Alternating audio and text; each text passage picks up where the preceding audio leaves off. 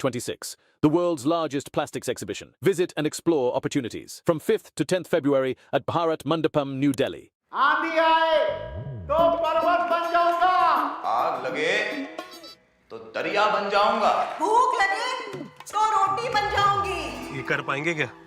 इनका तो पता नहीं, और उसने तो कर दिखाया। कोटक फ्लेक्सी कैप फंड 15 सालों से मार्केट के अप्स एंड डाउन्स में फ्लेक्सिबिलिटी के साथ लार्ज, मिड और स्मॉल कैप में इन्वेस्ट कर रहा है, जिससे इन्वेस्टर्स को लॉन्ग टर्म इन्वेस्टेड रहने का हौसला भी मिलता है। म्यूचुअल फंड निवेश बाजार के जोखिमों के अधीन है। योजना से जुड़े सभी दस्तावेजों को ध्यान से पढ़ें। अरे टेंशन किस बात की? सेंचुरी प्रोवुड का प्रीमियम प्लस है ना, लो एमिशन है, हाई डेंसिटी है, वाटर रेजिस्टेंट भी, टर्माइट एंड बोरो रेजिस्टेंट भी है। यानी ये है जहां नो टेंशन वहां। Premium plus by Century Prowood. Lucknow के लिए जाने वाली अवध एक्सप्रेस प्लेटफॉर्म नंबर 2 पर आएगी। गोवा के लिए स्टार क्रूज प्लेटफॉर्म नंबर 2 से ही जाएगा। ये सब आपको एक प्लेटफॉर्म पर मिले ना मिले, पर शेयर इंडिया प्लेटफॉर्म पे आपको equities, derivatives, commodities, insurance, mutual funds और एल्गो ट्रेडिंग एक साथ मिलेगी। Share India, download the app now. Investments in securities markets are subject to market risk. Read all related documents carefully before investing.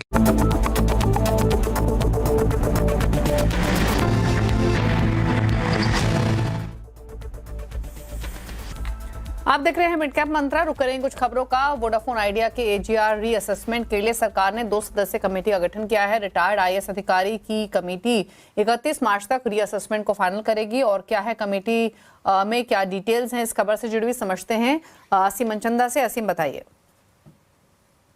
देखिए, जब cabinet ने Vodafone idea के राहत package को मंजूरी दी थी तब उसमें कहा गया था कि हम इसके असेसमेंट करने के लिए एक कमेटी बनाएंगे और उस कमेटी का जो निर्णय होगा वो दोनों कंपनियों को, दोनों के ऊपर बाइंडिंग होगा, कमेटी के ऊपर भी और वोडाफोन आइडिया के लिए ऊपर भी। तो जब मैं सूत्र बता रहे हैं कि 30 जनवरी को दूरसंचार विभाग ने इस कमेटी का गठन कर दिया है।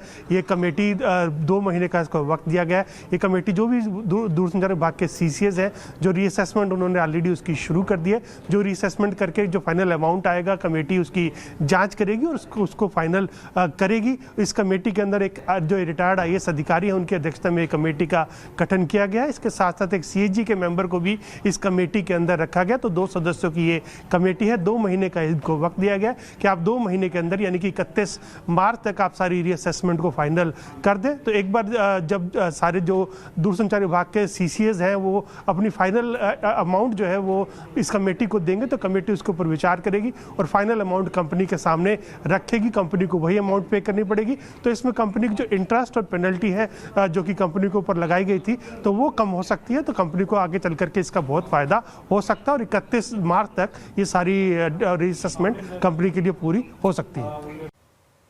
ओके, शुक्रिया असीम आपका ये डिटेल्स बताने के लिए। तो वोडाफोन के पॉइंट ऑफ व्यू से इंपॉर्टेंट खबर असीम ने जो बताई। चलिए रुक रहे हैं एक ब्रेक के लिए, जल्द वापस आते हैं।